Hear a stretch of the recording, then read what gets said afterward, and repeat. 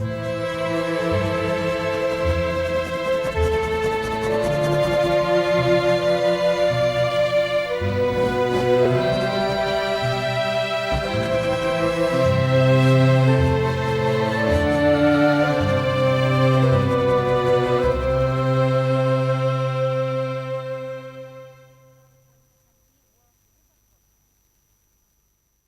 la transición nos propusimos todos los españoles la reconciliación definitiva y quisimos acabar con el mito de las dos Españas, siempre excluyentes y permanentemente enfrentadas.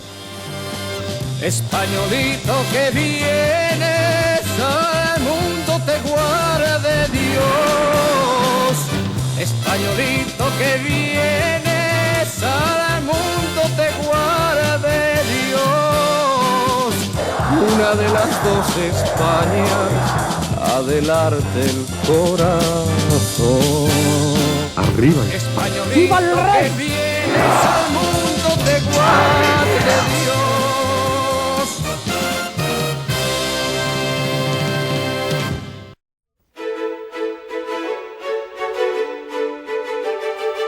3 de julio de 1976.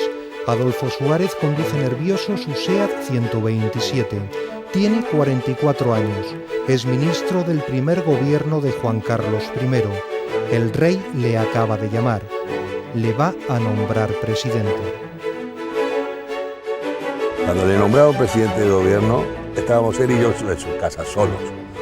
Porque yo había ido a llevarle una foto de mi hijo Rodolfo, ahijado de él, y en el momento que le llamaron por teléfono y él sabía que la estaban nombrando, la habían nombrado, o le dijeron de ir a ver al rey, o no me acuerdo cómo fue el asunto, me dijo, me voy a cambiar, que tengo que salir. Digo, bueno, yo me voy. Dice, no, quédate un ratito más y que ahora salgo. Y mientras estuvo cambiando, que se cambió de traje, y hubo como 20 llamadas de personajes que no vale la pena que te los nombre, pero todos eran de ministro para arriba.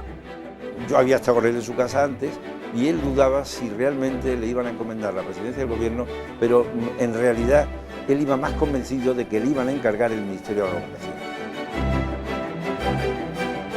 Adolfo le dice al rey, cuando la transición esté hecha, las funciones de la jefatura del Estado, que son las heredadas de la jefatura de Estado del general Franco, tendrán que ser drásticamente limitadas. Y el rey no dijo ni palabra más que sí, por supuesto. Me preguntó varias veces, ¿tú crees que yo podré ser mejor presidente de Carlos Arias? Y dije, hombre, por supuesto. Porque es que Adolfo tenía inteligencia política, audacia, tenía una simpatía arrolladora en el tú a tú, una paciencia infinita para escuchar largas peroratas de los que no coincidían con él. Y cuando volvió, pues ya preparamos su primera intervención en televisión, en su casa al lado de la chimenea y sin parafernalias de mesas o de banderas o de historias, ¿no? El gobierno que voy a presidir no representa opciones de partido, sino que se constituirá en gestor legítimo para establecer un juego político abierto a todos. La meta última es muy concreta, que los gobiernos del futuro sean el resultado de la libre voluntad de la mayoría de los españoles.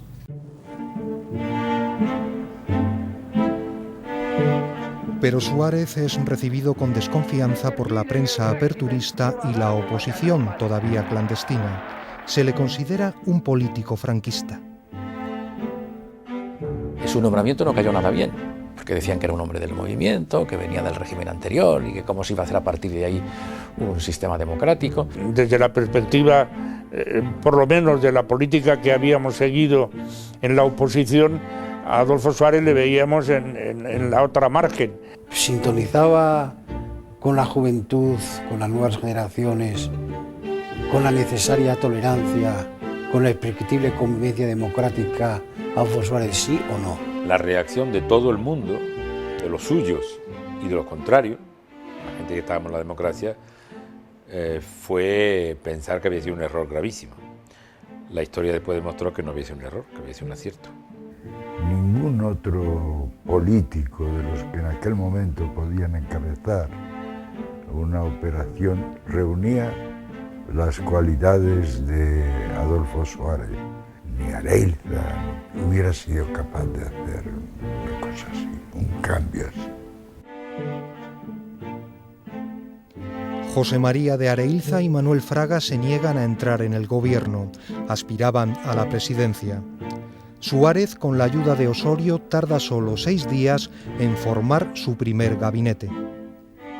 Los que decían que iba a haber grandes dificultades para confeccionar ese gobierno eran los que no querían estar en el gobierno de Adolfo Suárez, pero a ninguno se le llamó para estar en ese gobierno, por lo tanto no tuvieron la oportunidad de decir que no. Era el más joven probablemente de aquel grupo. Y todos llegábamos con un gran interés, una gran curiosidad, una gran preocupación. Y alguno con una cierta ironía. Vamos a ver este jovencito que nos dice. Desde el primer día tuvo la capacidad de ilusionar a aquel grupo, de decir lo que quería hacer, de decirlo con claridad. Y lo que es importante luego de hacer lo que había dicho.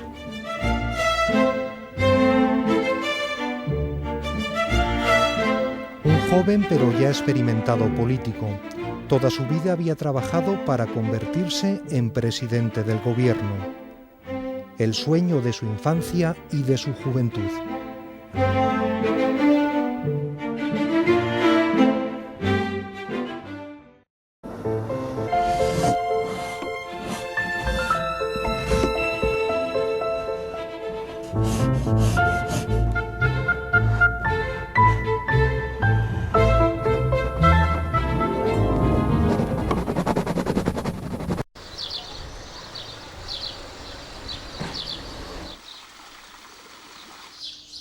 Adolfo Suárez vino al mundo en 1932, en Cebreros, Ávila. Es el mayor de 5 hermanos. Sus amigos de la infancia le recuerdan como un líder prematuro. Creo que Adolfo Suárez fue, pues, como siempre lo fue después, una especie de líder entre los amigos, entre los niños. Era despierto, inteligente, osado, en el sentido de la palabra, y como en esa época sería pues travieso. Y él estaba un poco en todos los líos divertidos, allí estaba Adolfo Suárez. ¿Es usted de Cebreros? Sí, señor, yo soy de Cebreros. ¿Conoce al presidente? Pues claro que le conozco, jugué con él. Lo único que le gustaba quizá era el fútbol, que tenían un equipo que se llamaba el Dinamita, con una serie de amigos de allí, de Ávila. Pero no ha sido mucho así de juergas ni nada de eso. Se enteran en el colegio que soy prima hermana de Adolfo Suárez, las niñas mayores, y me traían a maltraer. Cantidad de niñas estaban enamoradas por aquellas fechas, pues, de Adolfo Suárez. En Ávila pasa su primera juventud. Allí despiertan sus inquietudes políticas. Y a través de los movimientos más o menos católicos, de la acción católica y tal, ya había algunas acciones en el que ya Adolfo Suárez tomaba iniciativas importantes, el célebre movimiento de jóvenes a jóvenes, que fue una respuesta a ese compromiso con la sociedad abulense. Los chavales de aquel tiempo, que éramos, pues eso, o de la OJ, o falangistas, pero en un sentido, pues no claro, porque cómo iba a serlo él, o lo iba a ser yo de una manera definitiva, aunque fuéramos de familia católica y el padre también, si nuestros padres eran republicanos. Hipólito Suárez, procurador de tribunales, era efectivamente republicano. Fue amigo incluso del presidente de la República en el exilio, Claudio Sánchez Albornoz. Influyó en Adolfo Suárez, yo creo que no mucho, porque Adolfo Suárez, que fue en eso un precursor, fue demasiado joven, libre, independiente, perdón, más que libre, independiente. ¿Cuántos hombres diríais que hay? Unos 10.000, y más que vienen. Uno de estos extras es el joven Adolfo Suárez. Es uno de los trabajos que realiza mientras estudia a distancia la carrera de Derecho. En esa época ocurre un hecho importante en su vida. Su padre se traslada a Madrid, pero sin la familia. Yo creo que en una ambición legítima se le quedó pequeño Ávila e intentó afincarse en Madrid. Y eso descolocó un poco la marcha normal, cadencial de aquella familia. en ocasiones, pero largas, el padre se desentendía de lo que era allegar fondos para que la familia desarrollara su vida. Diferencias con el padre, pues como las hemos tenido todo, y sobre todo cuando cada uno decide su propia vida, pues eso, todo lo hemos vivido. Fernando Herrero Tejedor, el padre político de Suárez, el joven Adolfo fue su secretario personal. En el 61, Herrero es vicesecretario general del movimiento. Suárez se convierte en su jefe de gabinete. Ha empezado su camino político. A Herrero Tejedor le llama la atención las capacidades de ese muchacho. En el fondo, claro, supongo que Fernando lo vería como un muchacho, claro, como lo que era, por 20, 21, 19. Fernando Herrero Tejedor, gobernador civil de Ávila, ya le conoce, y cuando le conoce, como todos, en el sentido, entre comillas, se enamora de la persona de Adolfo Suárez, porque él era un hombre encantador, siempre lo fue. Amparo Illana sí se enamora de verdad de Adolfo Suárez. Se conocieron en Ávila. La pareja, que tendría 5 hijos, se casa en julio de 1961.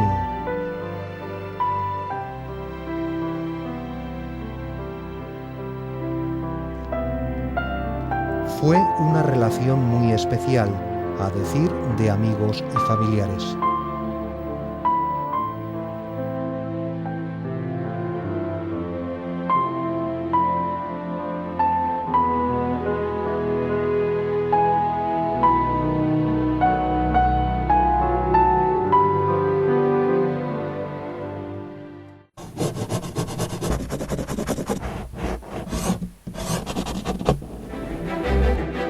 En 1962, Adolfo Suárez contacta con otro hombre clave en su vida política, Luis Carrero Blanco.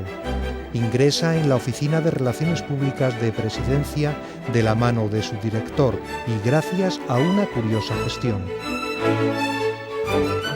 Yo fui a ver a Fernando Herrero Tejedor por un tema muy divertido del carnet de conducir y en ese momento me dijo que hablara con su jefe de secretaría, y su jefe de secretaría era Adolfo Suárez. Yo le fui a pedir que me examinaran en el marco de la Secretaría General del Movimiento y no del Ministerio de Industria, porque era más difícil, y él me dijo que yo que le daba cambio. Y yo, como es natural, le dije que lo que quisiera. Y entonces él me pidió que le ayudara en su carrera política, porque él quería hacer carrera política. Lo traje a la presidencia del gobierno en la primera que se hizo en España, la primera oficina de relaciones públicas con ese nombre. Yo creo que siempre era mi jefe, por lo tanto siempre me mandaba, pero administrativamente no. Adolfo Suárez hizo carrera política también en Televisión Española. Aterrizó allí en 1964 como presidente de unas comisiones asesoras. Llegó un día a televisión y resulta que lo que conocimos fue que había un señor que pasaba por allí, o un muchacho, y todas las secretarias salían corriendo a mirarle, porque era guapísimo y les gustaba mucho a las señoritas. Muy pronto fue nombrado director de programas y después de la primera cadena. Yo entré al despacho y le dije: Adolfo, estoy muy contento de que te hayan hecho director de la primera cadena, pero siento mucho que se haya ido Colina, que sabía de esto muchísimo más que tú. O sea que lo siento. Le sentó muy mal, aunque no me dijo nada, sonrió y me tuvo en el banquillo de los suplentes 3 meses. Y un día me dijo en el despacho: quiero que trabajes mucho y que seas amigo mío, porque es el único decente que hay en esta casa. Todos los demás me han dado una coba terrible diciendo que era muy listo, y luego yo me he dado cuenta que tú tenías razón y que yo de esto sabía poco. Pero Suárez busca una experiencia política más directa. Dicen que la consiguió gracias al ministro de Gobernación, el general Camilo Alonso Vega. Va a veranear al mismo pueblo que se llama Campo Amor, donde veraneaba el famoso don Camilo. Se hace muy amigo de él y sobre todo de doña Ramona, de la mujer. Vuelven en septiembre y en octubre es gobernador civil de Ávila. Perdón, de Segovia. Todo el mundo decía que se arrimaba, realmente no se arrimaba, sino que en cuanto le conocía le llamaban. Y todos esos pasos los va dando él con apoyos de esas gentes, pero al mismo tiempo por su valía. Año y medio como gobernador civil de Segovia. Es entonces cuando empieza a colaborar con Fernando Abril Martorell.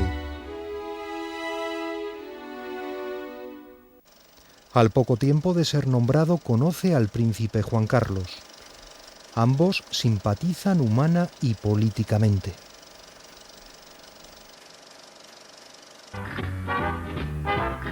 En 1969 le llaman para un puesto clave, la Dirección General de Radiotelevisión Española.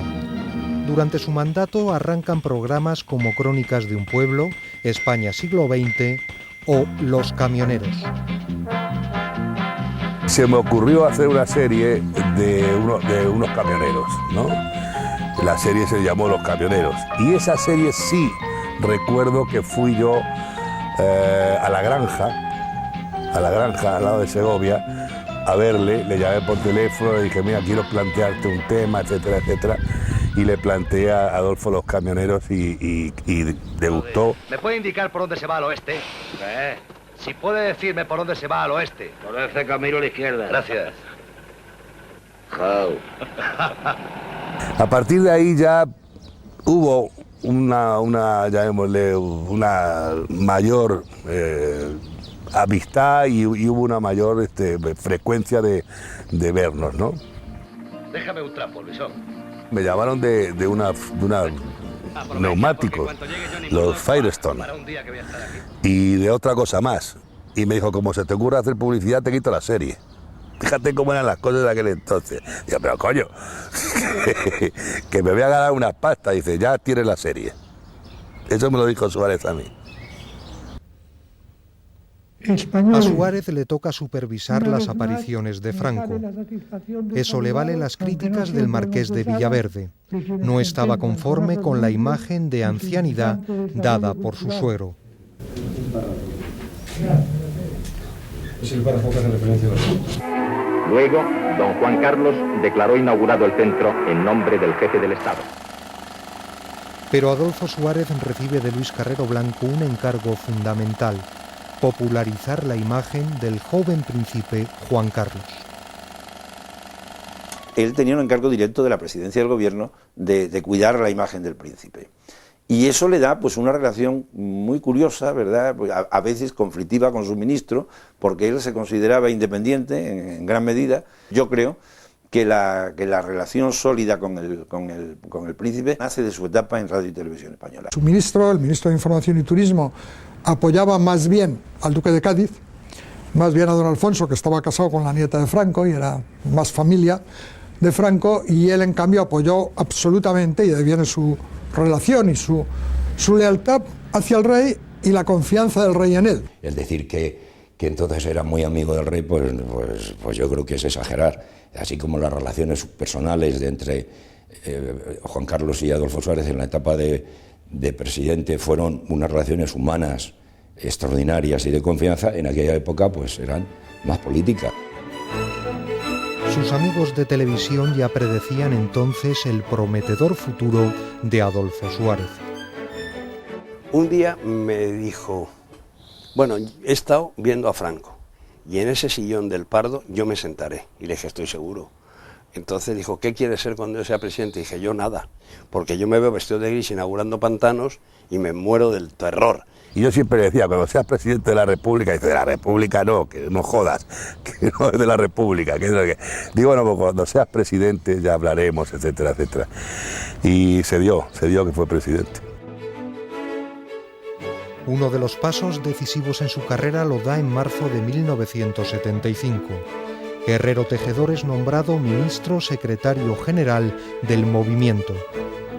Adolfo Suárez ocupa la vicesecretaría general. Ya se piensa en el futuro de España sin Franco. Ya en el seno del propio sistema pues surgen corrientes y fundamentalmente de los que luego fuimos los jóvenes reformistas del régimen anterior, tratando de buscar salidas a un régimen que estaba fundado en la personalidad del general Franco y que lógicamente habría de cambiar y no poco cuando muriera. Antes, en julio de 1975, muere en accidente de tráfico Fernando Herrero Tejedor. Todo un golpe humano y político para Suárez. Ahí parece que se había acabado ya Suárez, porque así lo estaban pronosticando los prebostes, todos de la casa, de la Santa Casa de Alcalá, 42 o 44, no sé exactamente el número. Pero era ya muy conocido y en aquellos momentos la gente se movía y había equipos y esas relaciones, yo creo que es lo que le hacen volver otra vez a entrar en la política. Parece que ha acabado su carrera política, crea el primer partido político que se crea en España, al amparo de una ley de asociaciones más o menos fantasmagórica. Pero Adolfo Suárez es un político en mala racha. Es destituido de su cargo en el movimiento.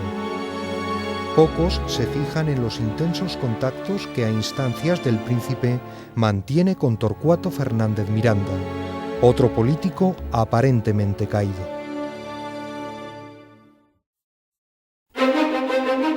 Franco muere el 20 de noviembre de 1975.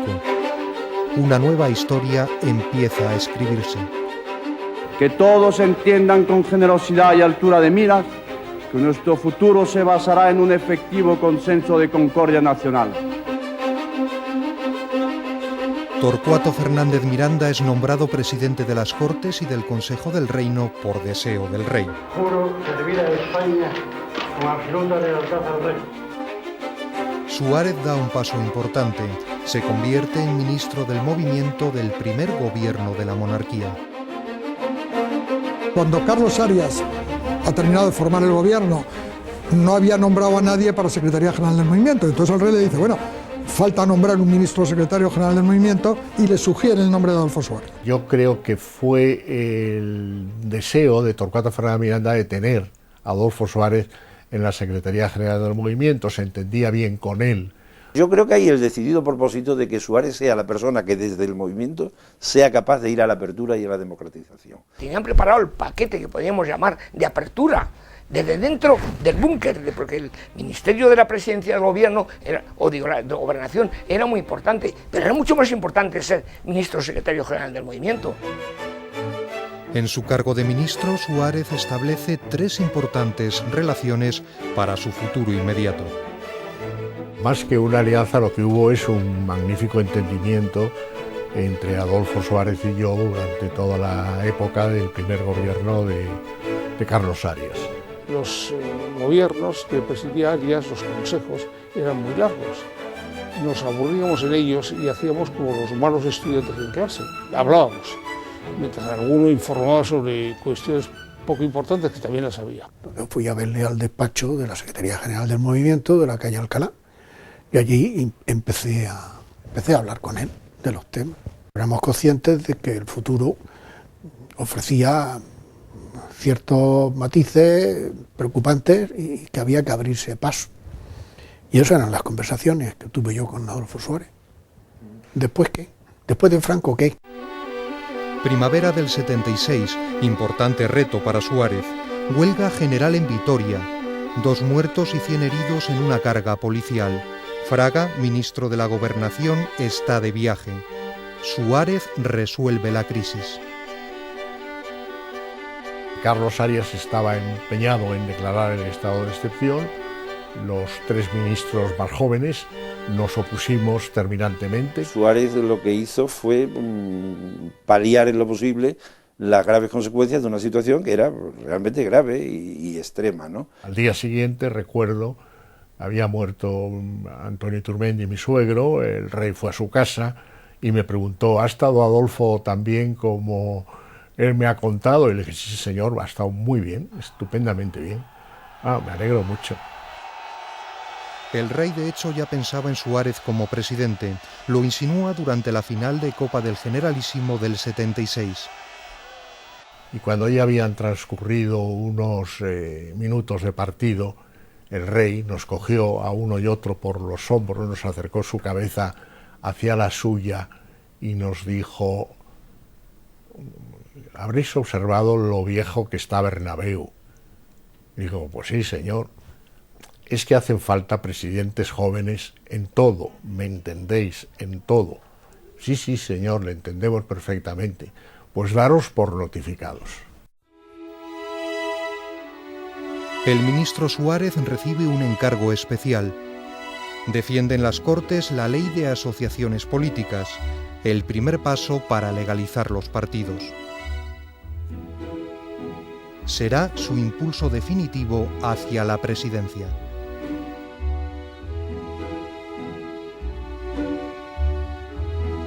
La idea era que la ley la defendiera Fraga, que parecía la persona realmente más preparada, era, en fin, en primer lugar, Fraga inspiraba un respeto generalizado. Carlos Arias no quería que la ley la defendiese Fraga, y entonces decidió, tengo la impresión de que consultándolo con el rey, que fuese yo la persona que lo defendiese.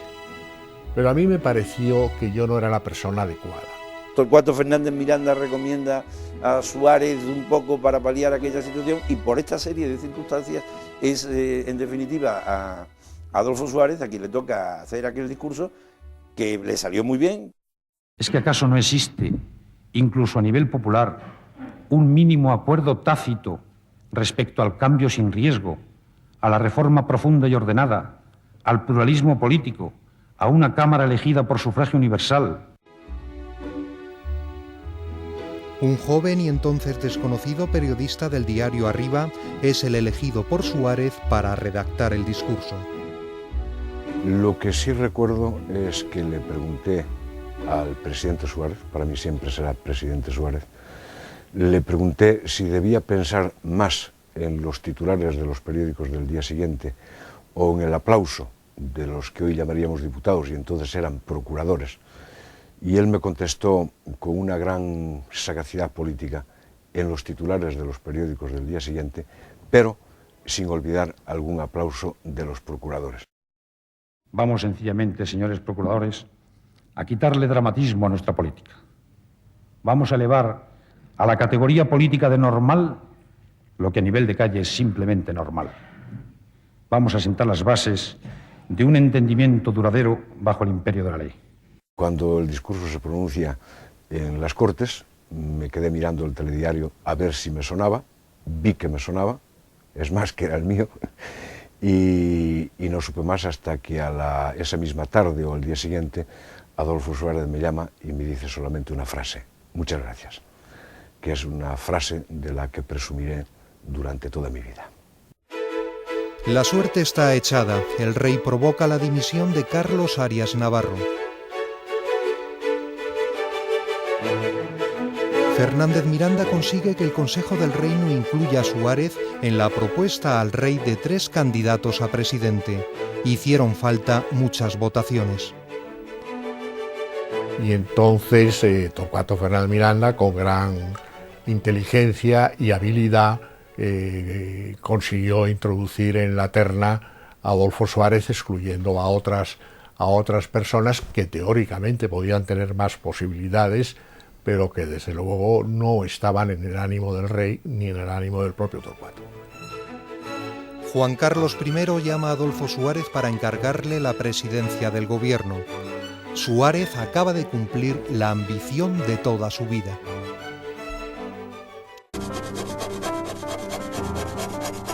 Un político sin ambición nunca es político. Yo creo que hay que ser sinceros. No era nada ambicioso personalmente hablando. Él estaba en los puestos que estaba como un servicio.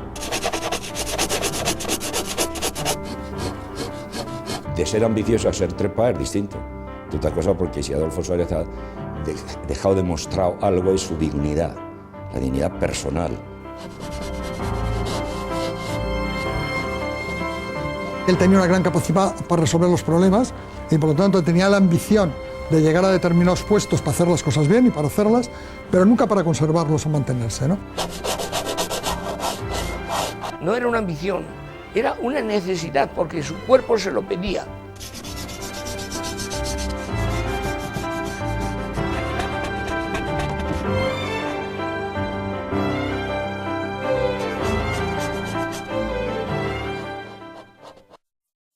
Si debiera señalar una aspiración en este momento, creo que podría reducirla a una forma ya clásica: gobernar con el consentimiento de los gobernados. 8 de julio de 1976. Empieza a funcionar el gobierno Suárez. Se repiten las críticas con que fue recibido el presidente. Hubo críticas por todos los lados. A Adolfo Suárez le llamaron de todo. A los que formamos su primer gobierno también. Era un gobierno de pelenes, según decía Francisco Fernández Ordóñez.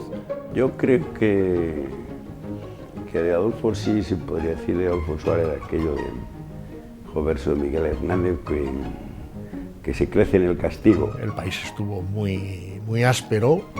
Ricardo de la Cierva pronunció el famoso artículo "Qué error, qué inmenso error".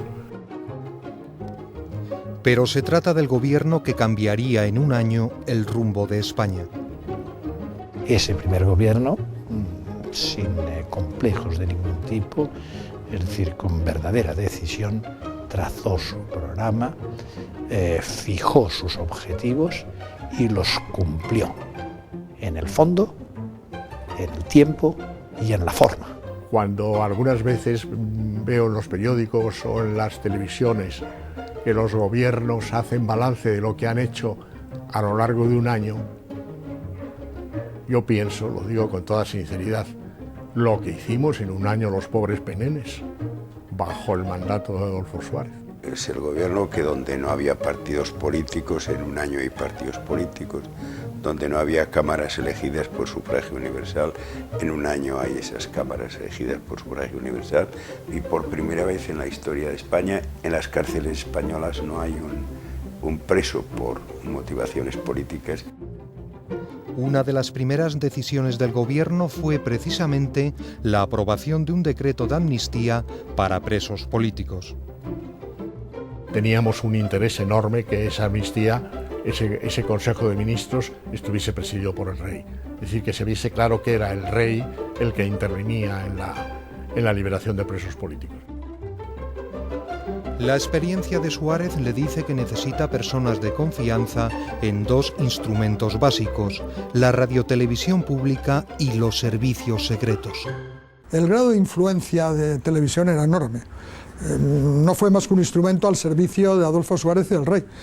Y yo no me salí nunca de ese contexto, como director general. El objetivo del SECED era facilitar información a la presidencia del gobierno. Entonces, él me coloca a mí porque piensa que yo le daré una información veraz. Y además, como él conoce más o menos mi pensamiento de que tenía que hacerse una evolución, de que en lo que teníamos que vivir después no podía ser una repetición. El entonces teniente coronel Casinello empieza a trabajar para facilitar la transición. Establece, por orden de Suárez, los primeros contactos secretos con la oposición clandestina. No era tan difícil. Yo me acuerdo de haberme ido, llamar a la puerta, Felipe, ¿está aquí? Pues sí, pero ahora sede clandestina. Pues, ¿quién es usted, fulano? Bueno, ¿qué quiere usted? Pues hablar con él. Y no había ningún problema. Todos los partidos tenían una postura arrogante cuando estaban solos, sacaban el sable. Nosotros, no era verdad. No eran personas conciliables, con los que se podía hablar de todo, con los que estaban todos de acuerdo, con los que querían la paz, lo mismo que nosotros, que no querían repetir la historia. Pero los servicios de información recurrieron también al espionaje de partidos. Los partidos tenían una necesidad tremenda de crecer. Entonces cualquiera que se presentara diciendo yo quiero ser miembro de estos partidos era admitido. Muchos de los admitidos luego nos contaban a nosotros lo que se gestaba dentro. En la democracia cristiana había que meterle pocos infiltrados, todos lo decían y todos lo sabíamos, pero el que estaba diciendo que iba a hacer una huelga general revolucionaria y el otro que decía que la república y que no sé qué y que no pacto, que no, había que medir y había que saber la verdad, porque si juzgamos por los gestos, entonces jamás se hubiera llegado a un acuerdo. 2 meses después de su nombramiento, Suárez presenta la norma clave de la transición, la Ley para la Reforma Política, la llave para el cambio de régimen. Ha llegado el momento de clarificar la situación política y el pueblo español debe legitimar con su voto a quienes en virtud del nuevo pluralismo surgido en España aspiran a ser sus intérpretes y representantes.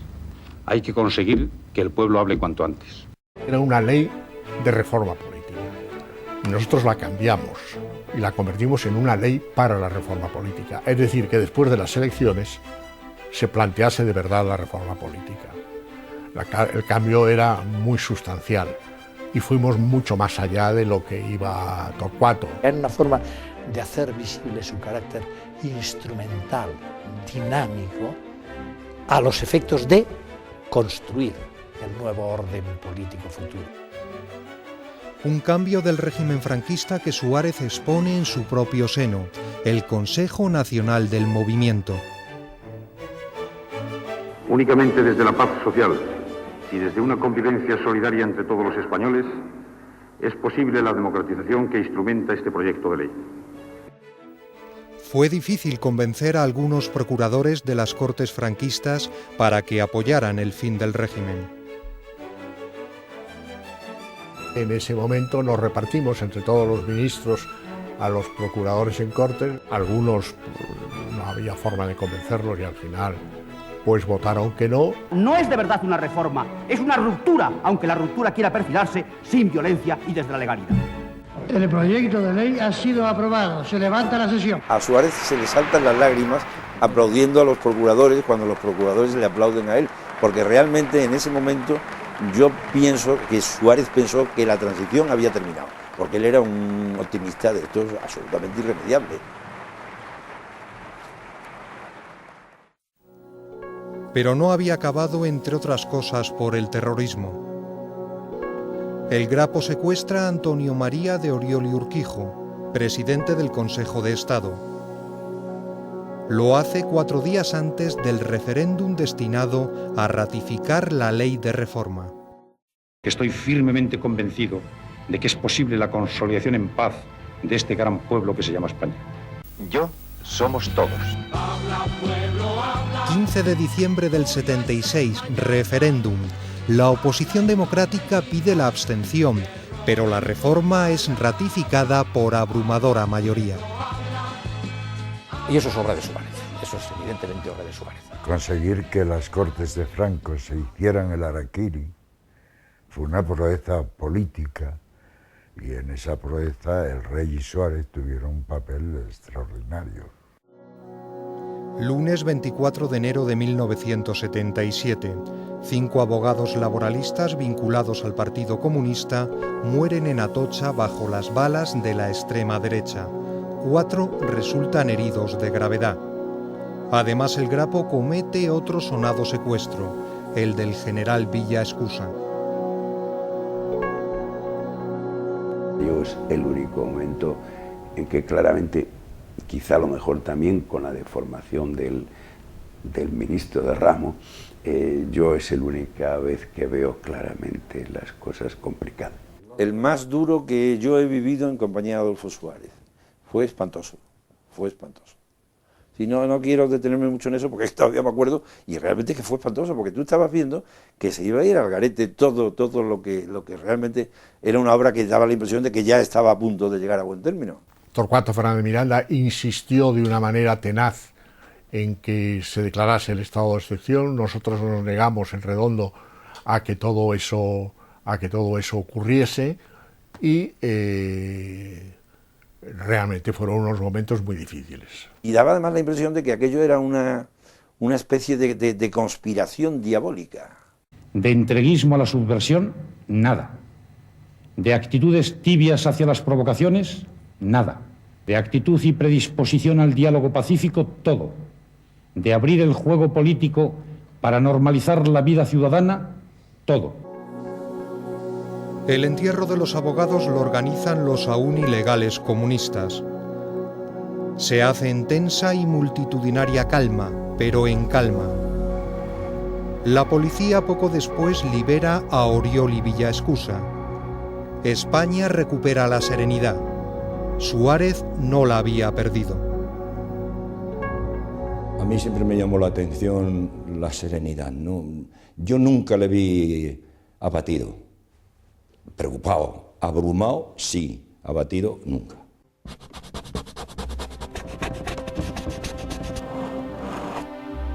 Él estaba personalmente muy tocado y muy afectado y en esos días muy bajo, sufrió extraordinariamente. Yo estaba al lado de él y sufrió extraordinariamente. Nunca perdió la compostura, nunca, lo cual hizo que a todos nos trasladara por necesidad, y alguna virtud, pero en su caso por virtud, que no perdiéramos la compostura.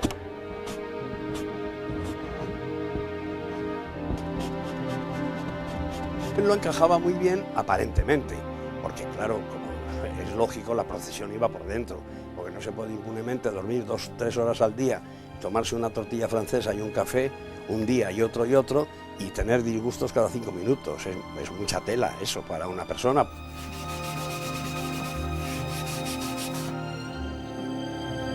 Bueno, era un desastre en algunos temas por los que lo hemos padecido, bueno, por ejemplo las comidas, porque claro, a las 5 de la tarde tú te has metido en la Moncloa a las 8 de la mañana, a las 5 de la tarde estás despachando con el presidente, te mira como quien te va a invitar a comer en la Tour d'Argent y te dice, ¿quieres una tortilla francesa? Pues era una cosa verdaderamente desastrosa. Él se tomaba una tortilla francesa quemada, el menú lo completaba con 2 paquetes de Ducados, primero fumaba Fetén, luego se pasó al Ducados, y se quedaba tan pancho hasta las 12 de la noche que se bebía otras 2 tazas de café con leche.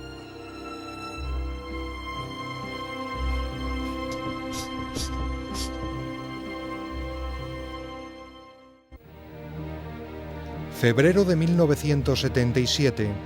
El Partido Comunista es todavía ilegal. Adolfo Suárez y Santiago Carrillo se dirigen a su primera y secreta reunión. Tan solo un par de meses antes, en diciembre, Carrillo había sido detenido y a los pocos días liberado. Ambos se encuentran en casa del abogado José Mario Armero. Hablan, entre otras cosas, de la legalización del PC. Era el menos anticomunista de los políticos, me refiero a los de la oposición democrática, que yo había tratado en ese periodo.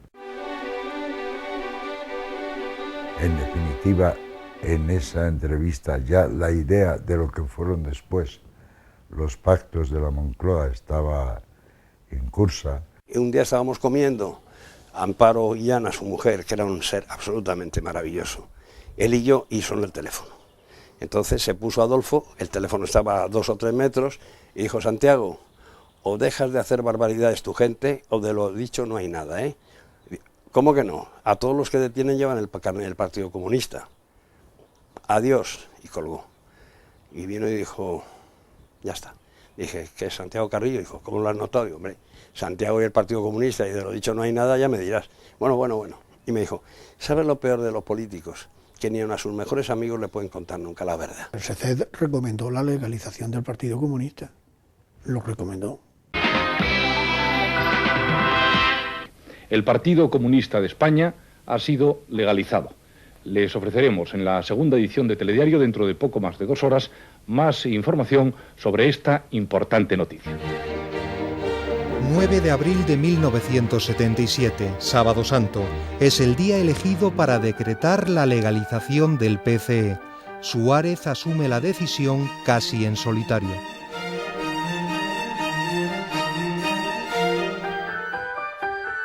Aquel Jueves Santo, es decir, 48 horas antes de la legalización del Partido Comunista, yo estaba paseando con Adolfo Suárez por los jardines de la Moncloa, hablando de lo divino y de lo humano.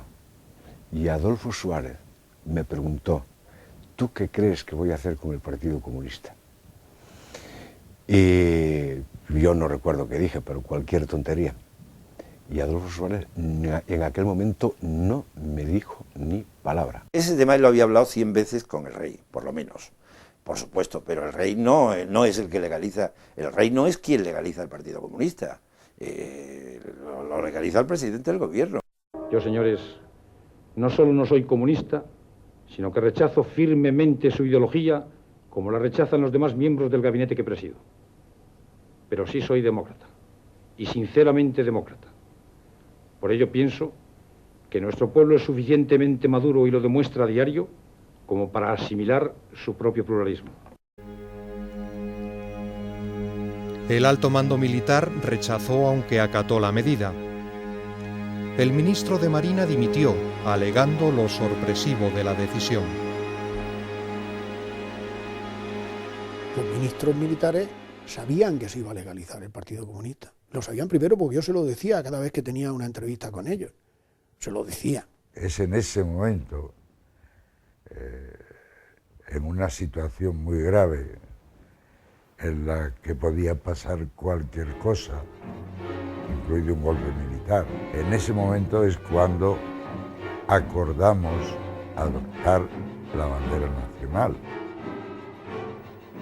Los miembros del alto mando aseguraban que meses antes Suárez les había prometido que el Partido Comunista no sería legal.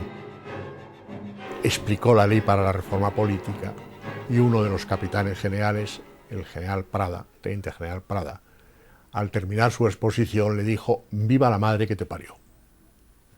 Y nadie le preguntó por el tema del Partido Comunista.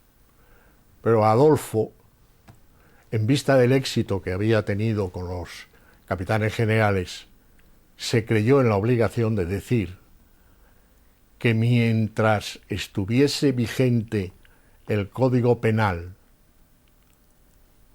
probablemente no se legalizaría el Partido Comunista. Pero los militares, si no todos, muchos, pensaron que Adolfo Suárez les había engañado. Al haber dicho rotundamente que no se iba a reconocer, era indispensable también tener otra reunión con los mismos y explicarlo. Adolfo, con su poder de convicción, estoy seguro que los hubiera llevado otra vez a su terreno.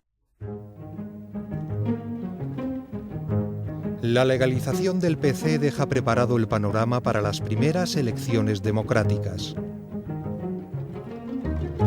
Adolfo Suárez buscó y encontró un instrumento para concurrir: la Unión de Centro Democrático, una coalición de centro-derecha. Son las primeras elecciones generales en 41 años.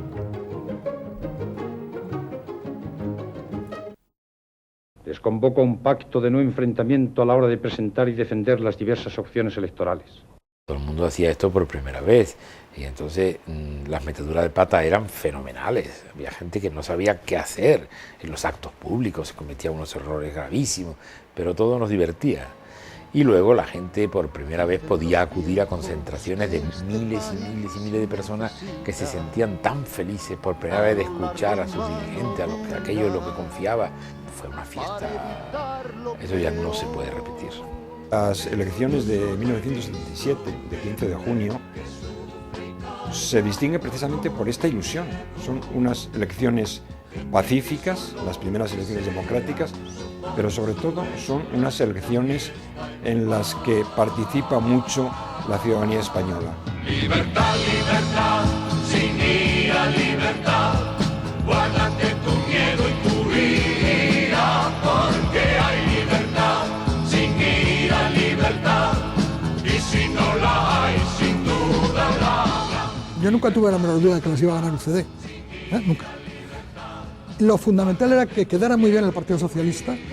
Probablemente, por lo menos como director general de televisión, yo el encargo que tenía de arriba era que me ocupara casi más del Partido Socialista. En esos momentos tampoco se sabía cuál podía ser el resultado electoral de Unión de Centro Democrático.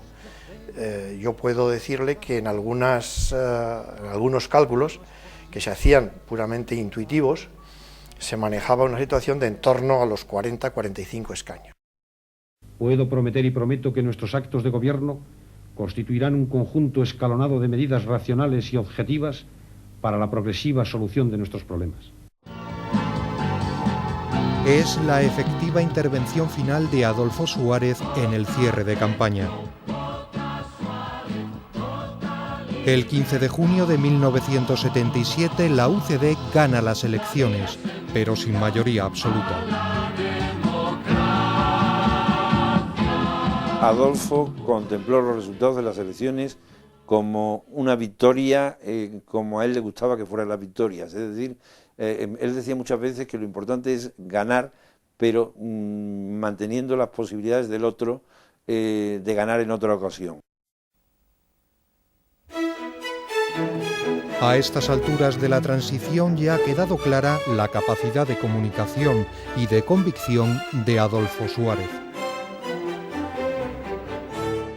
Aquellos primeros planos de la cara de Adolfo Suárez, tanto en su primera etapa como cuando después gana las elecciones, y en las elecciones de junio del 77, no tenían precio, porque transmitía credibilidad, transmitía sinceridad, porque era sincero. La gente creyó lo que decía y demostró que era verdad lo que decía porque lo aplicó. Adolfo era un animal televisivo. Adolfo tenía unas condiciones excepcionales para enfrentarse a una cámara y comerse la cámara. Yo procuré siempre cuidarle, retratarle del lado que mejor estuviera, tenerle de plano medio a primer plano, a base de hacer un zoom totalmente imperceptible. Es decir, empezaba a lo mejor en un 3/4 y al terminar, cuando llegaba lo importante que había que comunicar al público, estaba ya en primer plano y el espectador no se había dado cuenta. Él salía en televisión siempre que convenía que saliera. Y como es natural, salía mucho y salía siempre en temas amables, relacionado con temas más o menos positivos. Para transmitir ese mensaje luego, para eso tenía una facilidad y un talento innato, de manera que muy rara vez tuvo que repetir una grabación de Adolfo Suárez. Yo debo decir que los discursos de Suárez son de Suárez, o han sido de Suárez. Que en los discursos de Suárez se ha dicho lo que Suárez ha querido decir en cada momento. Y que depende de la materia, se ha usado a unos asesores o a otros. Y que este modesto periodista no hizo otra cosa que ponerle música. A mí me ha dicho mucha gente muchas veces que por qué no hacíamos otro Adolfo Suárez. ¿Qué más quisiéramos? Los expertos en comunicación añadimos muy poquito. Es decir, lo que hacemos un poco es vender la realidad. Pero la realidad era él.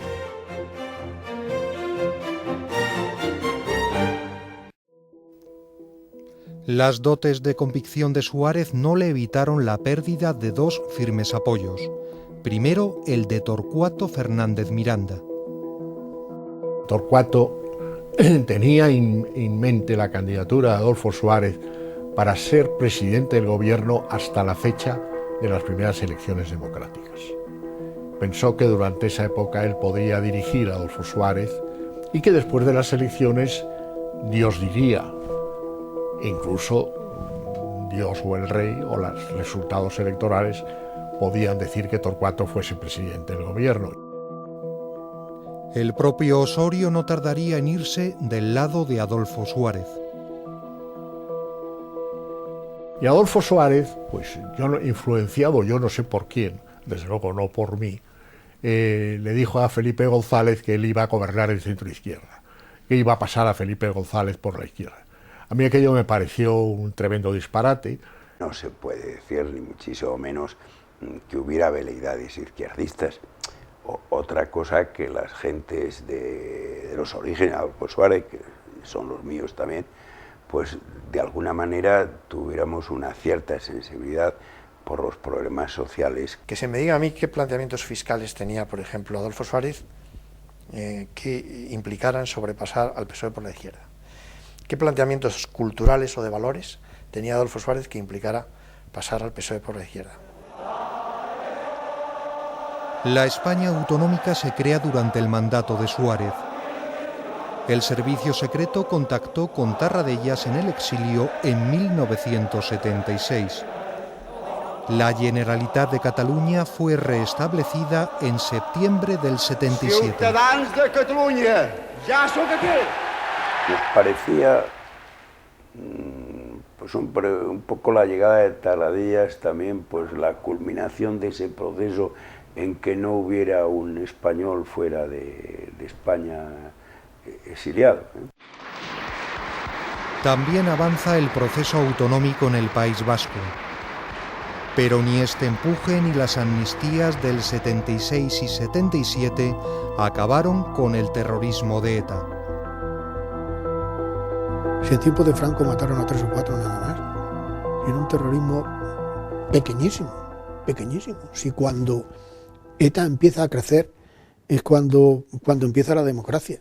Pudo influir más o menos directamente en los temas autonómicos, pero no en la construcción del Estado de Derecho y la reconciliación de España. Los que habíamos luchado contra la dictadura participamos en esta ley de amnistía creyendo que los terroristas iban a depositar las armas, se daba amnistía a todo, bueno, pues ya se ha acabado. No se acabó. Suárez intentó que ETA dejara las armas. Sus hombres contactaron con las dos ramas de la banda, pero solo se produjeron avances con ETA político-militar. Yo manejaba los hilos desde arriba, pero el que llevaba el peso de las conversaciones y los contactos era precisamente Ugarte, y lo hizo muy bien. Y lo hice con el consentimiento y con la aprobación y con el empuje de Adolfo Suárez, que quería la paz, lo mismo que lo queríamos todos. Yo me reuní con Vandrés, me reuní con Mario Naindía, con el ministro que era Rosón, con el comisario Ballesteros, y entonces ellos plantearon que querían la paz. Previamente se escindieron. ETA político-militar dejó las armas en 1982. Suárez ya no estaba en el gobierno.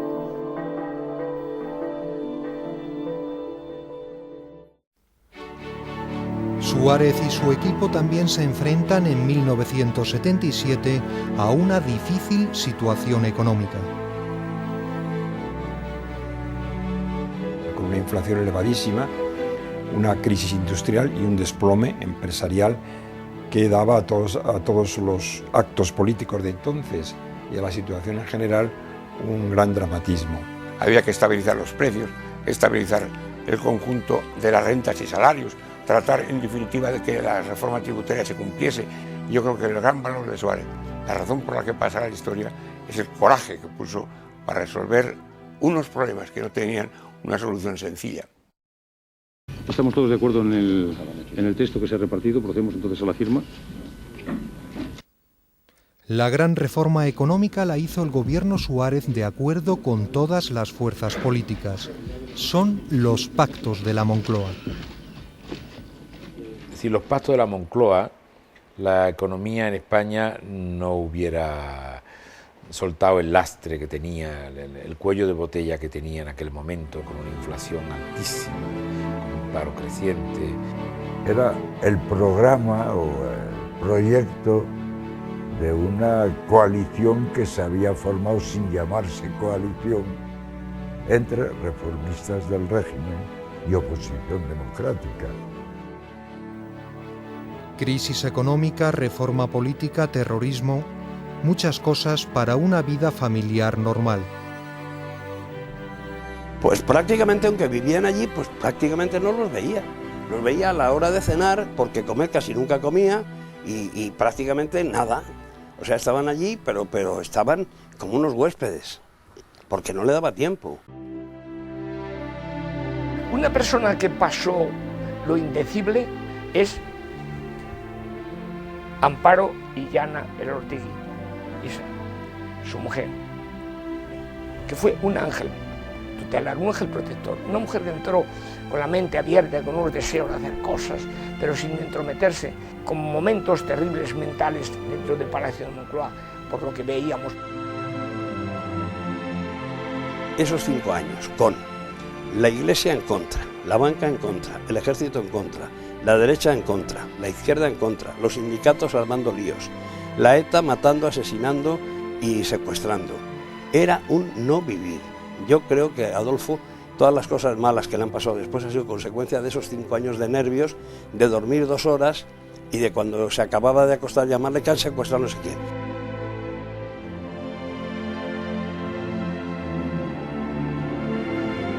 Para los chavales, 5 chavales allí que llegaron, pobres, con 14 años que tenía Adolfo, hijo, y 16 que tenía Marian, y los niños más pequeños, veía a sus padres que estaban aterrados. Eso era un hombre valiente.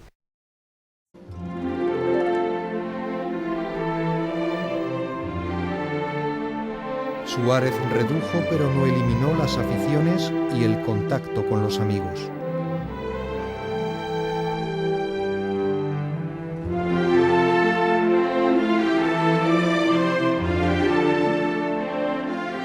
Él es de los mejores jugadores de mus que yo he conocido y yo de los peores.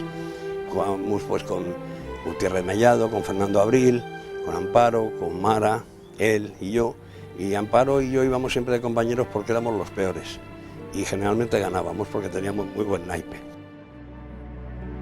Era una familia católica, ¿no?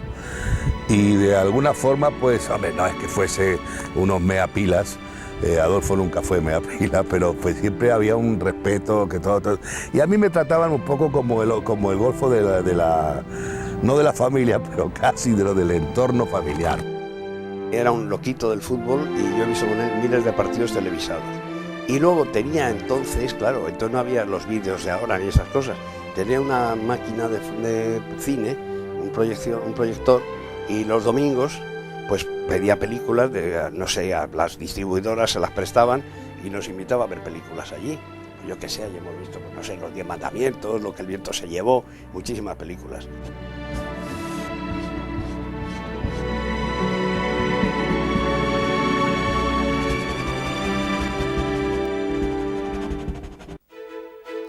Una de las promesas electorales de Suárez en 1977 había sido la de elaborar una constitución, consensuada con las fuerzas parlamentarias.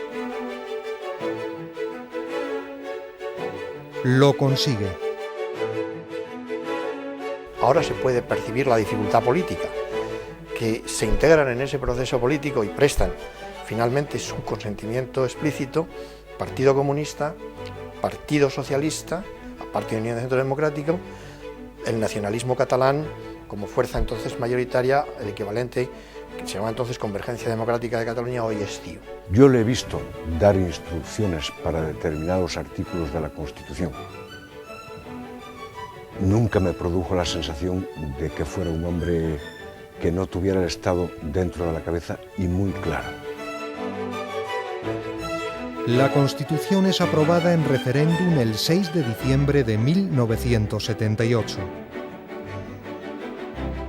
Suárez era el primer presidente elegido democráticamente, pero quería también ser el primer presidente constitucional. Por eso adelanta las elecciones.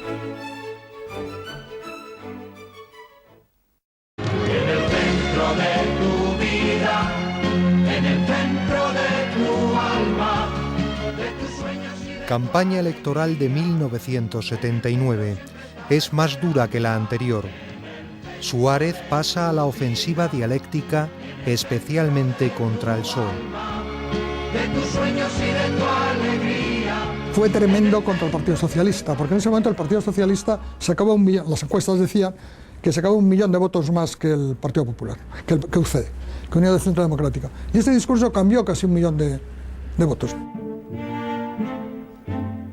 Las elecciones se saldan con la victoria de UCD, de nuevo sin mayoría absoluta. Suárez tiene asegurada la presidencia y toma la decisión de no someterse al debate de investidura. Le ponía de los nervios el tener que enfrentarse en el Parlamento a la oposición, hasta extremos casi enfermizos. No quiso debatir y recuerdo que aquello se le criticó mucho. Y quizás había que señalarlo como un principio de una cierta pérdida del prestigio que hasta aquel momento había tenido absolutamente incontaminado. La división interna de UCD era ya palpable. El sector crítico incluso hablaba de la sustitución de Suárez. La causa fundamental de la situación difícil de Unión de Centro Democrática es que asumió un proceso de reformas auténticas, estructurales, de modernización del país, que hechas en un breve periodo de tiempo eran muy difíciles de digerir por sectores moderados y muy conservadores del electorado. Y eso naturalmente se refleja, sale a la superficie. Y luego ocurrió, como todos los partidos, tensiones y ambiciones de poder las hay, las hubo, las hay y las habrá. Aquellas tensiones, ¿qué pasa? Que no era un partido que había nacido desde la base, sino que se hizo un poco deprisa, desde arriba. El PSOE aprovecha la debilidad de UCD y en mayo de 1980 presenta una moción de censura contra Suárez. La réplica la hace Abril Martorell. El presidente de nuevo elude la tribuna. Tenía un cierto agarrotamiento a la tribuna. Él, en la tribuna del Parlamento, se sentía vulnerable.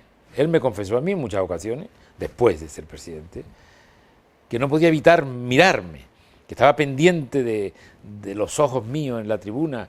Algunas veces cuando venía, por ejemplo, de las Cortes, y venía y había estado eso, y le decía, es que yo le decía muchas veces, es que ya que ponga usted tantas veces la mejilla, me molesta ya muchas veces. Y me decía, mientras yo ponga la mejilla y me la dan a mí, no se la dan a otros. Al final del debate, el propio Suárez ya admite la posibilidad de ser sustituido. En UCD hay muchísimas personas, iba a decir casi todas, pero quizá ustedes consideran que era exagerado, y lo creo además, que pueden desempeñar la presidencia del partido del gobierno espléndidamente. Fueron días malos para él. Adolfo fue muy acosado en los medios y se sintió injustamente tratado. Lo que más le dolía era que sus hijos vieran la prensa y que entendieran que su padre pues no sabía llevar el timón de este país. Eso era lo que más le dolía. Hombre, es que fue un acoso, fue año y medio, dale que te pego, eso no hay quien lo soporte.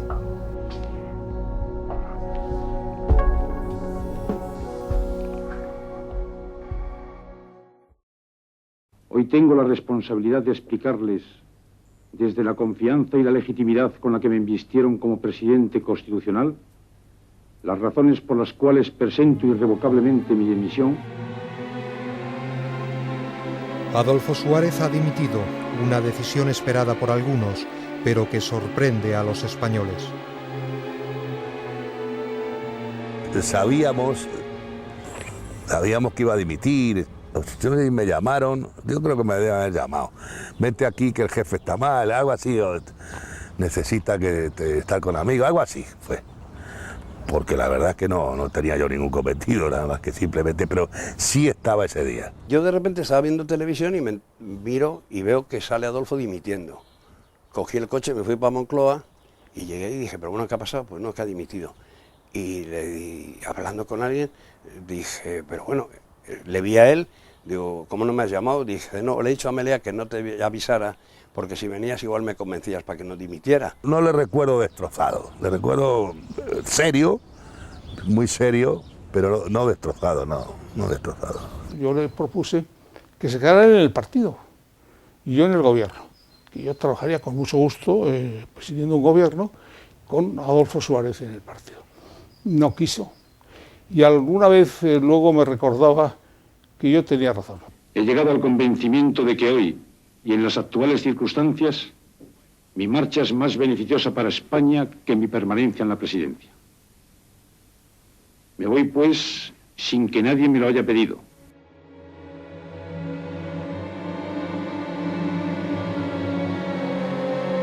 Se da cuenta de que no tiene autoridad suficiente para mantener en orden ese partido que él ha creado. Y eso le lleva, sin duda alguna, esa es la principal razón que le lleva a la dimisión. Fue su incapacidad para conseguir que su candidato y el de la Secretaría General del partido saliera elegido portavoz del grupo parlamentario.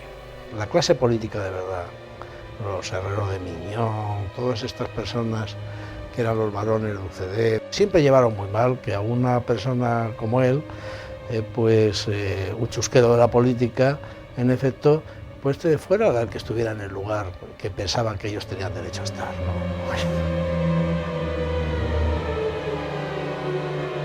Cuando fue a dimitir al rey, él quiso que yo lo supiera antes para que siempre pudiera garantizar y acreditar que a él no se le echaba, sino que se marchaba voluntariamente. Para él el apoyo del rey era fundamental. Él tuvo una entrevista en la que le presentó la dimisión. Lo que ocurrió en esa entrevista él no ha querido contarlo nunca, por lo menos en todos sus términos. Es evidente que aquella entrevista tuvo alguna influencia en la decisión final, o por lo menos en la ratificación de su decisión de dimitir. El rey ha perdido la confianza en la utilidad de Suárez como jefe del gobierno. Yo tampoco creo que, ni muchísimo menos, que el impulso de la dimisión de Suárez fuera soberano, como se ha dicho. La continuidad de una obra exige un cambio de personas. Y yo no quiero que el sistema democrático de convivencia sea una vez más un paréntesis en la historia de España. Un paréntesis en la historia de España. Esta frase, introducida a última hora, dio que pensar. Yo tengo la impresión que él ha debido sentir que se está incubando algo tan tremendo como fue lo del 23F. Y que retirándose él puede conjurar eso. Pero tampoco él podía alarmar al país y decir es que se está preparando un golpe de Estado, sino que lo hizo de manera que por un lado no alarmó al país y por otro lado transmitió a los posibles protagonistas del golpe de Estado que ya no era necesario el golpe de Estado, porque él se iba. Si Suárez hubiera tenido la más mínima sospecha de que se iba a producir cualquier tentativa de golpe militar, no habría dimitido. Eso, para mí, lo tengo absolutamente claro. Don Manuel Núñez en Cabo. Sí, algo en estos momentos hay un disparo. El intento de golpe se produjo menos de un mes después. El 23 de febrero del 81 se está votando la investidura de Calvo Sotelo. ¡Quiete todo el mundo! El teniente coronel Antonio Tejero asalta el Congreso. El vicepresidente Gutiérrez Mellado y Adolfo Suárez se encaran con él. Lo que fue muy importante fue la imagen de gallardía de Adolfo Suárez, que la tuvo siempre. Cuando se queda de pie y dice, si me quieren matar, que me maten, pero yo no me siento. O mejor, yo no me meto debajo de los bancos. Adolfo Suárez se queda de pie el 23F, no por valiente, aunque lo fuere, sino porque tenía el Estado aquí y sabía que él era el representante. Y no lo hubiera puesto de rodillas nadie, porque eso era poner de rodillas a España. Yo creo que Suárez, en definitiva, es un hijo de los vencidos, no de los vencedores. Y yo me explico la firmeza de Suárez defendiendo el sistema democrático durante todo ese tiempo y de una manera muy brillante el 23F, por el hecho de que en ese momento él ha recuperado la tradición familiar. Momentos críticos en los que Suárez temió por su vida. Incluso llegó a estar encañonado por Tejero.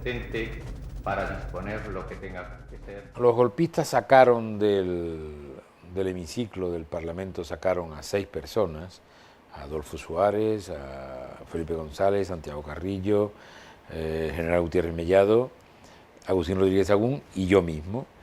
Lo que pensaba todo el mundo es que sacaban a estos para matarlos.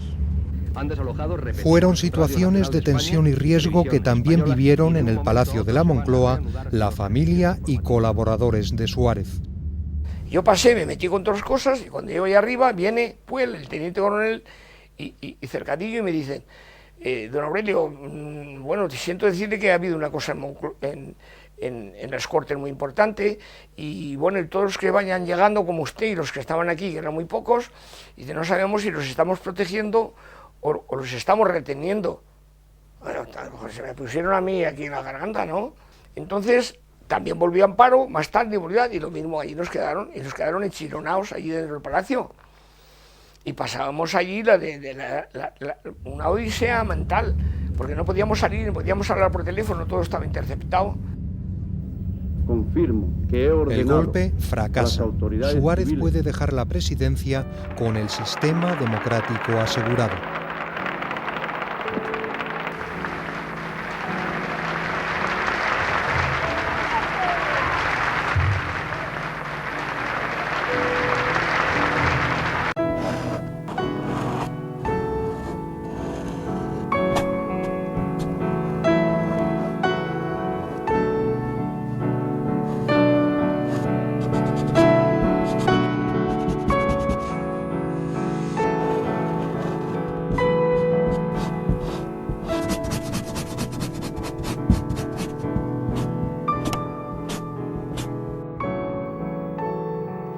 A mediados de 1981, Suárez parece alejado de la política. Monta un despacho jurídico. Se dedica a él sin mucho entusiasmo. no coincidíamos. Nosotros queríamos un despacho de trabajo tal y Adolfo Suárez pues tenía otra idea que supongo que sería la acertada. Lo que pasa es que bueno, luego lo del CDS pues no cuajó. Nunca fue hombre de negocio, nunca. Fue un hombre político, sabía que hacía falta el dinero para seguir viviendo, pero absolutamente ajeno a cómo se desarrolló. Y yo que sepa, y está muchos años en su lado, jamás se ha preocupado por un negocio. Sigo creyendo, queridos amigos y compañeros, que la democracia en España se encuentra gravemente amenazada por los mismos intereses que a ella se opusieron y que ahora... Así presenta Suárez al Centro Democrático y Social, su nuevo partido.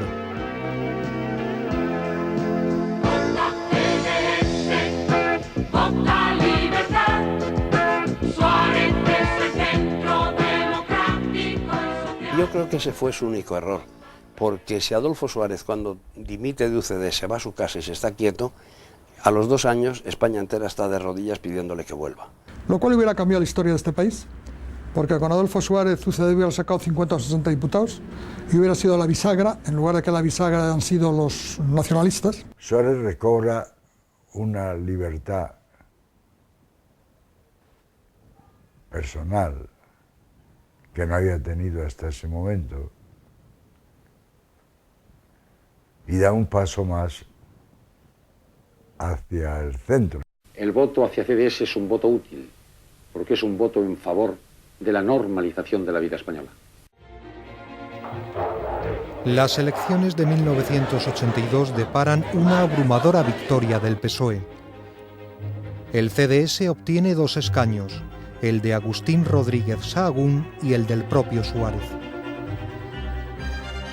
Y a mí se me pasaba algo por dentro el ver una persona que había jugado el papel tan importante de Suárez, verle allí sentado en un escaño, no fue mucho, pero cuando iba, verle sentado en un escaño allá arriba, más bien hacia la parte alta del Congreso, en fin, sin tener el papel relevante en la política que yo creo que él se había ganado merecidamente. Poco a poco Suárez y su partido recuperan terreno. En las elecciones del 86, el CDS pasa de 2 a 19 diputados. El CDS, después del éxito obtenido en las elecciones del 86, me parece que fueron, tuvo la oportunidad de empezar a trabajar por encabezar a todos los sectores de centro-derecha. Ahí hubo una oferta de Antonio Hernández Mancha para que encabezara una coalición de cara a las próximas elecciones generales. Y él tuvo ahí un momento de duda y finalmente se inclinó por dar una respuesta negativa. Sí estableció acuerdos municipales y autonómicos con el Partido Popular en 1989. Una moción de censura contra el PSOE dio la alcaldía de Madrid al CDS. Convivir en libertad es un reto apasionante. Son momentos dulces. Suárez es nombrado presidente de la Internacional Liberal.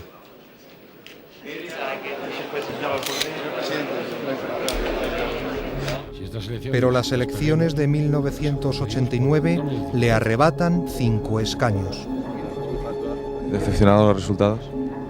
Hombre, no muy alegre, pero decepcionado no, porque es la voluntad del pueblo español y yo acato, vamos, de una forma escrupulosa lo que los españoles han querido otorgar a mi partido político.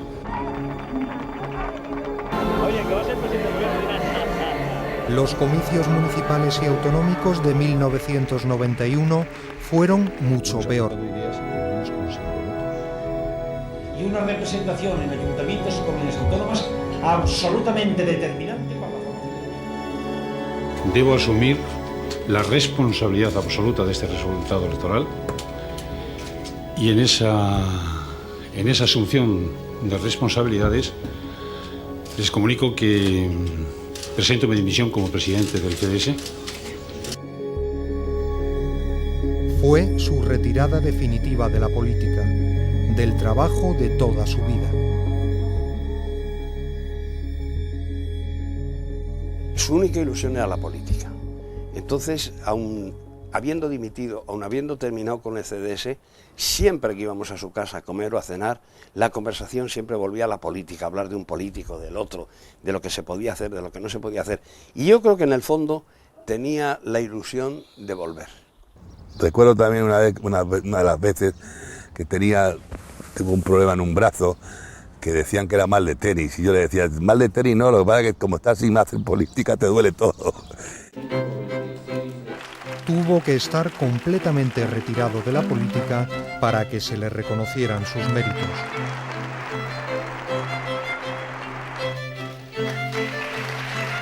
El Premio Blanquerna de Cataluña inicia en 1995 la reivindicación de los valores de Suárez.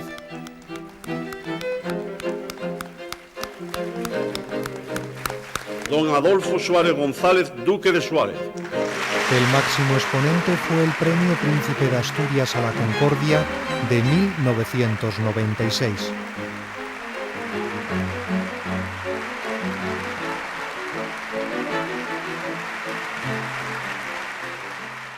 La transición fue, sobre todo a mi juicio, un proceso político y social de reconocimiento y comprensión del distinto, del diferente, del otro español, que no piensa como yo, que no tiene mis mismas creencias religiosas.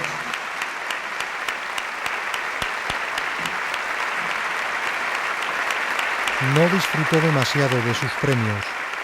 Fueron llegando al mismo tiempo que los problemas familiares de salud. Yo creo que Adolfo Suárez, después de su trayectoria política larga, hay un momento en que se dedica ya a lo profesional y empieza, como casi todo el mundo, a recuperar todos los años perdidos de hijos, mujer y tal. Y dentro de esa dramática vida se encuentra que cuando quiere recuperarlo es cuando aquello empieza, por circunstancias de la vida y por la enfermedad, a ser una catástrofe.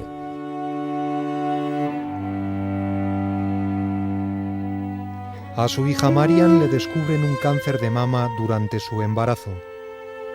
Le dan 3 meses de vida, pero el tratamiento y su entereza dan resultados. La tranquilidad dura poco en la familia Suárez. Amparo Illana también contrae un cáncer. Cuando ya parece que Marian está bien, surge la enfermedad de Amparo, que es terrorífica. Y bueno, Amparo, que tenía ese sentido del humor, me acuerdo que un día fuimos a cenar, al poco tiempo decirle que ella tenía un cáncer y nos dijo a Mara y a mí, fíjate, ya tenemos 2 cánceres en esta casa, somos más que nadie.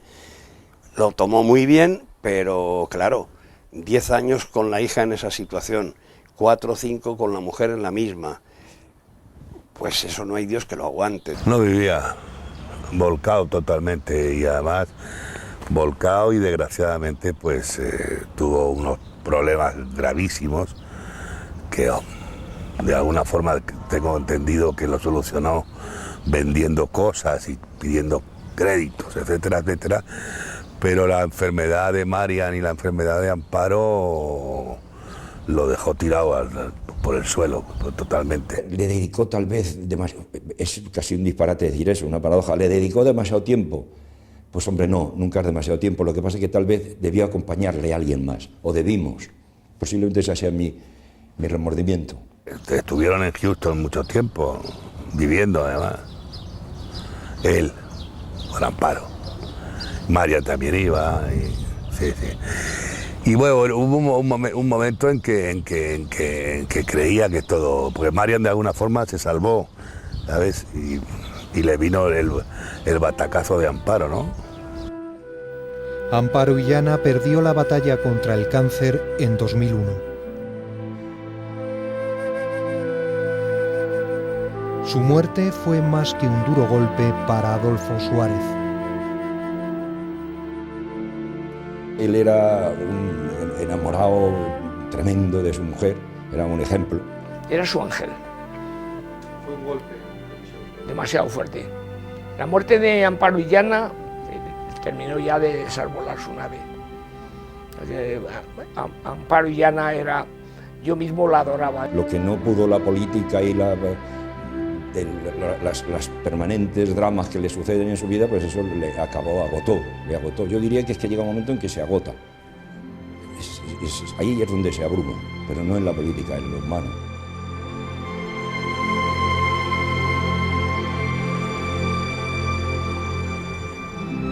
Mi madre, yo creo que no ha habido ni un solo día de su enfermedad que papá haya estado con ella 12 horas seguidas, y si le dejaban dormir la siesta los médicos con ella, pues se tumbaba con ella. Siempre ha estado muy pendiente de las dos, pero eso implica mucho sufrimiento, mucho dolor, porque ya te digo, son personas, una hija y una esposa, pues lo que más quieres, una madre, pero la pasa muy mal.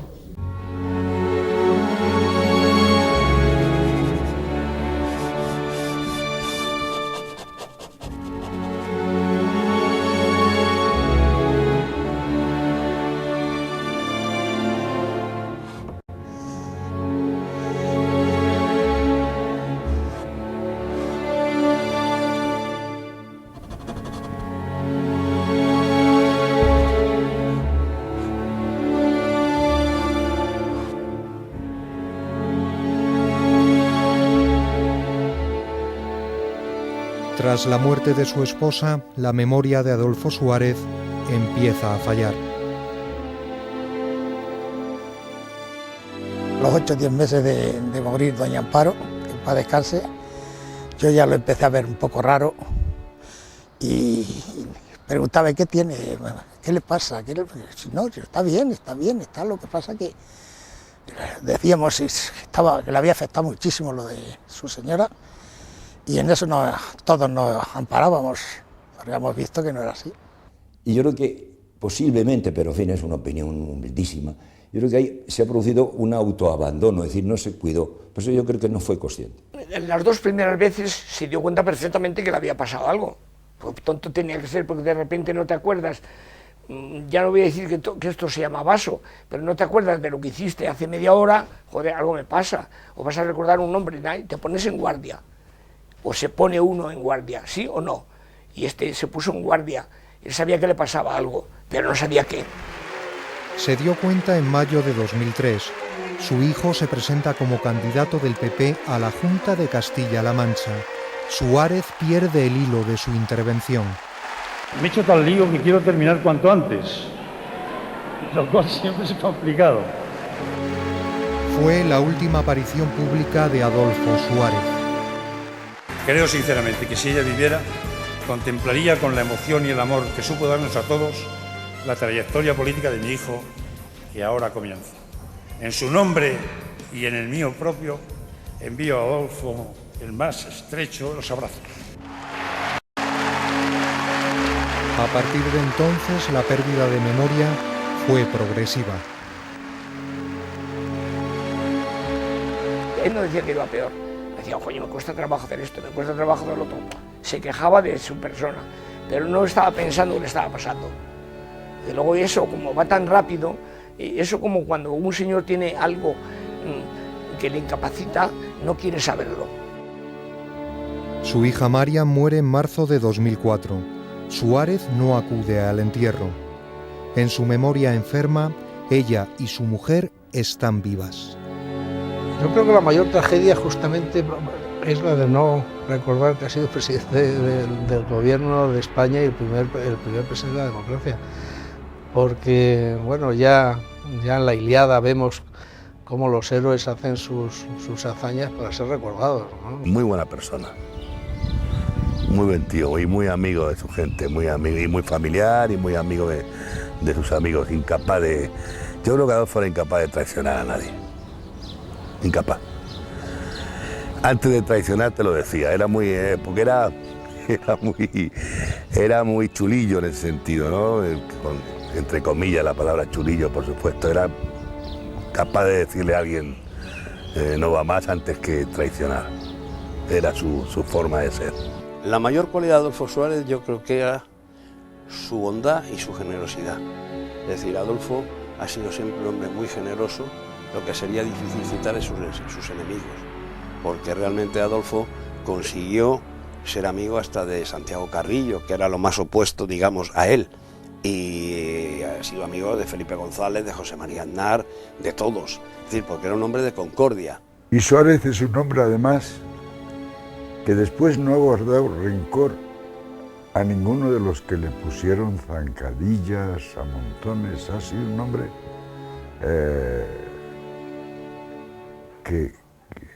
de sentimientos muy nobles, muy generosos.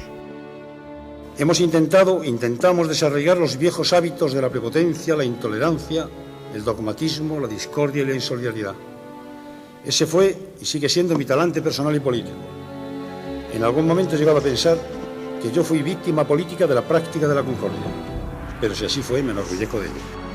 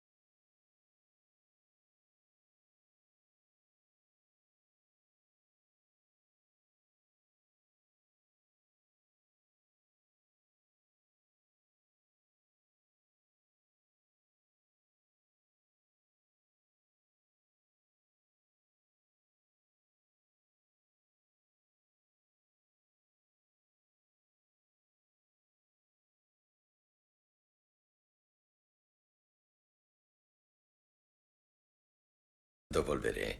Póntelo ahora. No seas tímida.